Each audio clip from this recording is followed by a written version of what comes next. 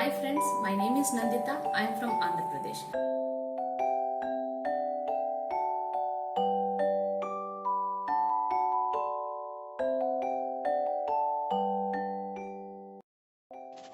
Dam. A dam is a massive structure that holds the water flow of the river through pilly waves. The dam are primarily used to save water and generate hydropower. Reservoir. Reservoir is a man-made lake created by dams that holds the backwater primarily used for storage purpose. Indira Sagar Reservoir in Madhya Pradesh is the largest reservoir in India. Now let us see the rules of constructing dams. First, before going to know about the dam, let us study what is a dam means. The dam means it is a barrier preventing the flow of water or a loss of solid material. A barrier dam and ice dam is specially civil engineered that has to build it across the water source for impounding. Let us see the benefits of a dam. A dam provided a range of economic, environmental, and social benefits, including recreation, flood control, water supply, hydroelectric power, and waste management, river navigation, and wildlife habitat. Then, children, let us study the advantages of dam. The dams are said to be an important source of water supply and high importance for various other reasons. For example, they supply the water for various means, including domestic users, irrigation purposes, and also for the industrial uses. Dams are also involved in the hydroelectric power generation and in the river navigation. Children, a dam is a barrier across flowing water that obstructs, directs, or retards the flow of water, often creating a reservoir. Lake dams are constructed for various purposes, like already we discussed, like hydroelectricity, water storage, monitoring the river sources, etc. If we build a large dam, it may create problems among the local people. Let us discuss what is that. Displacement of local people without rehabilitation, loss of livelihood of tribal community, and third thing, it causes serious ecological problems like soil erosion, removal of forest, etc. Children, let us discuss some of the problems due to dam construction as follows. Like first one, will discuss about environmental problems. One of the major consequences of dam construction is deforestation, leading to a loss of diversity.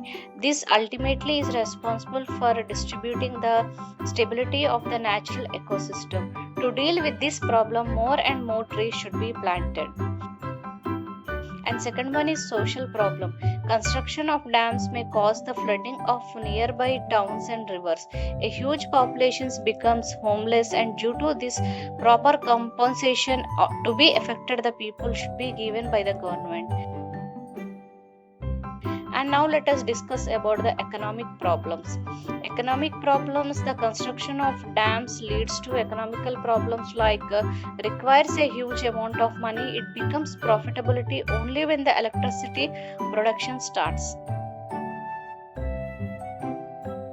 Now let us discuss the effects on humans.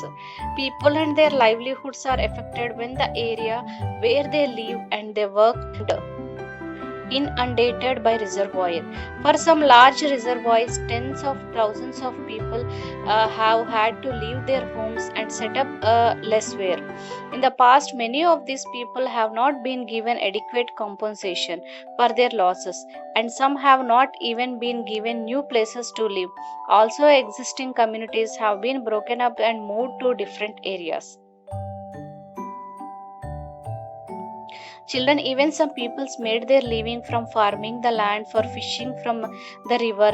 Many of them suffered when they were relocated as they were not given new land to work and were too far from a river to fish. They needed different skills to get another job, and training was not always provided. Children, these days authorities are become more aware of these issues. Resettlement plans have been developed to minimize the disruption and suffering causes to people in a reservoir area.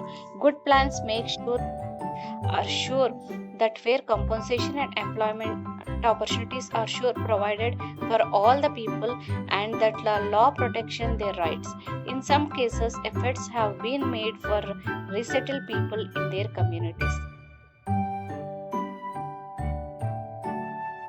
Now let us discuss what happened to plants and animals. Dams are often constructed across the river to store water that would be naturally find its ways to the lower reaches of the river and it into the sea. The presence of the dam upsets the natural balance of the river, affecting the animal and plant life in and around it. There are some of the reasons, let us discuss. Children, upstream of the dam, the river is flooded and becomes a reservoir. The nature of the river flow downstream is changed. The dams can be hold back sediment that normally finds its way downstream. When the river valley is inundated with water, animals are forced to leave that area and plants, trees are killed. Sometimes rare species can be affected. For some large reservoirs, nature reserves have been created. Plants and trees have been replanted in them, and some of the affected animals have been moved there. However, these reserves can be only really successful when carefully thought have been given to that way the plants and animals depend on each other and the environment. Children, a dam across a river can form a barrier to fish that migrate, such as salmon. Fish passes can be included in the design of a dam to allow adult fish to swim upstream to swamp and back downstream later with younger one. Fishes passes usually takes from a fish ladder or a fish lock. These fishes passes have designed very carefully to make sure the conditions are right for fish to use them. Children, now let us discuss about sedimentation. A river carries sediment which a river enters a reservoir.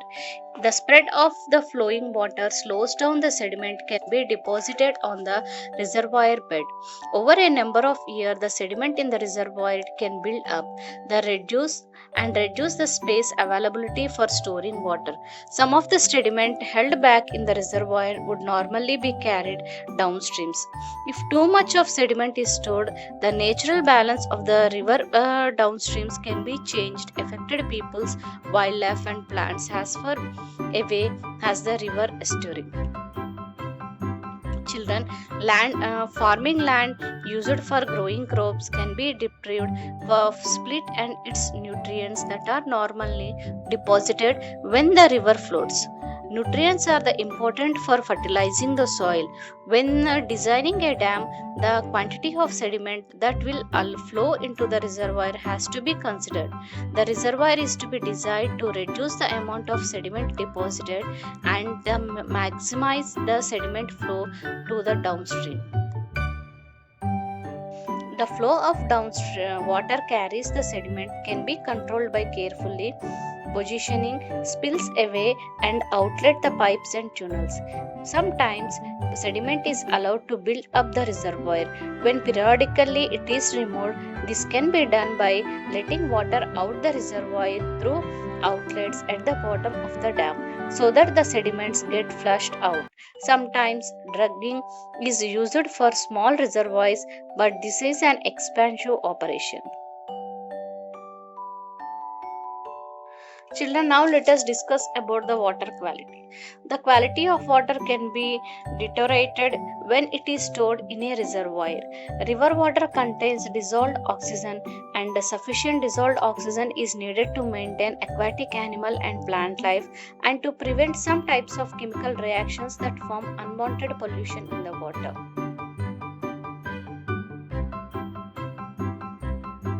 Children, here there are many factors that can be reduced oxygen levels in the reservoir. For example, an organic material in the water can be use up oxygen as the decomposes. The depth of the water, its temperature and its flow can also affect the oxygen levels. The type of land that is inundated by the reservoir may be affected the water quality. Pesticides from farmland and toxic materials from industrial land can be polluted the water. So also the streams and river flows into the river reservoir may be carries pollutants. So the design of a reservoir have to consider whether any of these factors will have a significant effect on the quality of the water, whether they have to include special measures to offset any problem that occurs. So all these things should be take care while constructing a dam. Children, now let us discuss what is historical sites. Children, historical sites are nothing but throughout the history people have settled and built their communities in river valleys. This means that many of the world's archaeological sites and historical buildings and monuments can be found in these areas. Often they include scarred buildings such as churches, temples and their burial sites, which can be a great value of the local inhabitants. Such heritage can be lost forever when a valley is inundated with water to create a reservoir. In the past, there have been dam projects where no effort have been made to explore or save any of the local heritage. More recently, special measures have been taken for some projects. They have included intensive archaeological investigations at sites believed to have been inhabited by ancient civilizations before the dam constructing proceeds. Thank you.